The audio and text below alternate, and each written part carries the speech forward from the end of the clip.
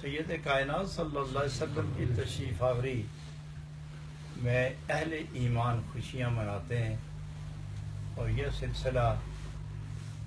کسی کے کہنے اور کسی کی تبلیغ سے نہیں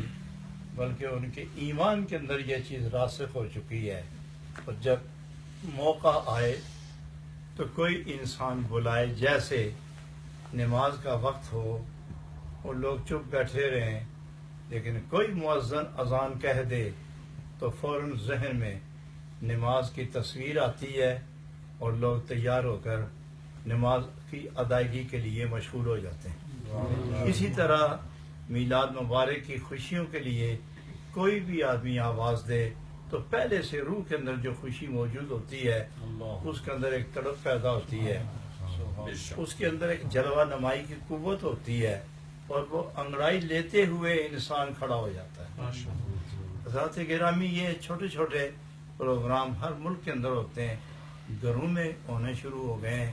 پاکستان میں، ہندوستان میں، مقبوضہ کشمیر میں، آزاد کشمیر میں،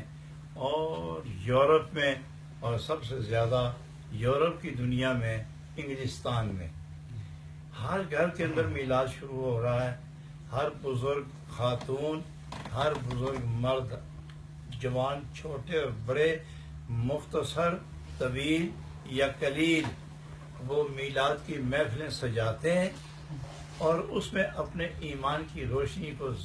قوت دے رہے ہیں اور ایمان کی روشنی اپنی روح کے اندر وارد کر رہے ہوتے ہیں۔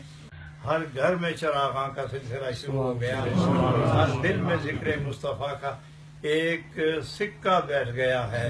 اور ہر چھوٹا بڑا، ماننے نہ ماننے والے، جب ذکر نبی ہوتا ہے تو نہ ماننے کے باوجود بھی اس کے اندر ایک تڑپ پیدا ہو جاتا ہے۔ تو یہ جو سلسلہ سال میں ایک دفعہ اتنا بڑا اجتماع منعقد کیا جا رہا ہے، یہ صرف ایک جلوس دکھانا نہیں ہوتا، یہ دوستوں کے سامنے یہ ظاہر کرنا اور تمام ایک شہر کا دوسرے شہر والوں کے سامنے کہ ہم نے جلوس نکالا اور یہ ہوا اور وہ ہوا، اعزاز ہوئے، یہ محدود سی بات ہے۔ میرا خیال یہاں آ کے نہیں رکتا، بلکہ ایمان والوں کے اجتماع سے پورے جہان میں جو خبر پھیلتی ہے کہ مسلمان ہر چیز قربان کر سکتا ہے لیکن نسبت رسول کو قربان نہیں کر سکتا۔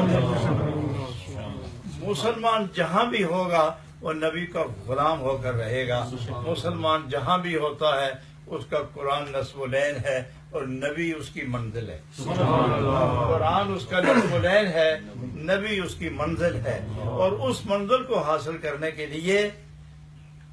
تمام جہان میں ایمان والے پیغامات عام کرنا شروع ہو جاتے ہیں۔ ماننے والوں تمہیں بھی کچھ مل رہا ہے، نہ ماننے والوں تمہیں اور کچھ نظر آئے یا نہ آئے، لیکن یہ تمہارا چلنا اٹھنا جسم جان، کیا یہ بھی ان کا عطیہ نہیں ہے؟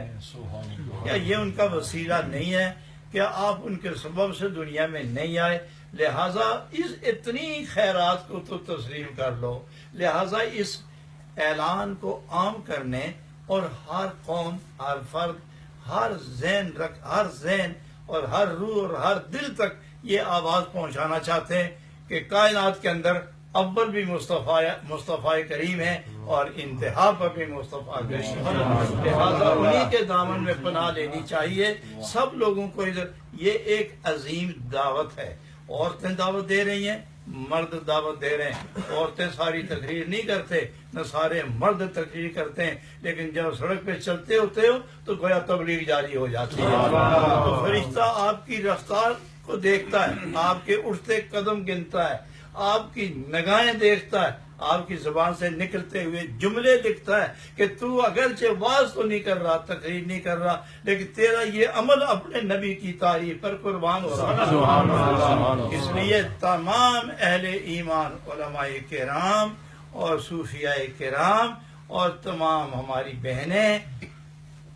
بچیاں، بھانجیاں، تمام مرد، نوجوان، چھوٹے بڑے، میں کہتا ہوں چھوٹے چھوٹے بچے، 2 4 6 سال 5 سال والے بچوں کو بھی ساتھ لاؤ تاکہ وہ یہ منظر دیکھ کر گھر جائیں تو وہ بھی نبی کا گیت گاتے ہوئے چلیں۔ اس لیے ان کی زبان میں، ان کے دل میں نبی پاک کا نام اتارو۔